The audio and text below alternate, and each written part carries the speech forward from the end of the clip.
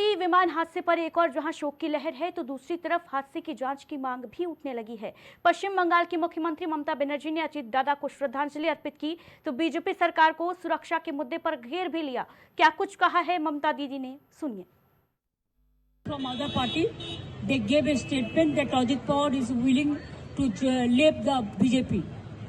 And now what happened today? I need proper investigation under the supervision of Supreme Court. Only we have the trust on Supreme Court, no other agency. All the agencies are being totally purchased. And really it's a great loss for the country. इस हादसे पर कांग्रेस ने भी सवालात खड़े किए हैं और जांच की मांग की है। कांग्रेस नेता अधीर रंजन चौधरी क्या कुछ कह रहे हैं, सुनिए। ये दर्दनाक है, हम लोग सब पीड़ित हैं। अजीत पवार के बारे में हम सब जानते हैं, बड़े नेता, महाराष्ट्र के कद्दावर नेता अजीत पवार एक पवार परिवार के एक सदस्य है।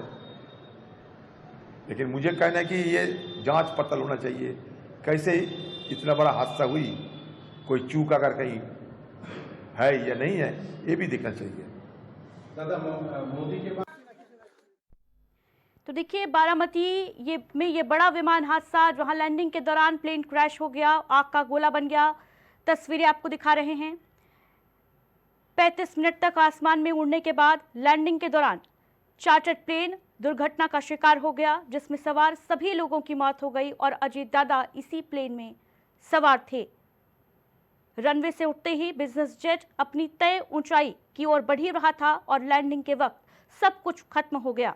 कुछ ही पलों में प्लेन आग का गोला बन गया और भारी भीड़ लोगों की जुट गई। प्रत्यक्षदर्शियों की माने तो उन्हें ये नहीं मालूम था कि इस प्लेन में अजीत दादा भी सवार हैं, लेकिन जैसे ही इस की जानकारी लोगों तक पहुंची उनके समर्थकों में खासतौर से और परिवार में खौराम मच गया। और इस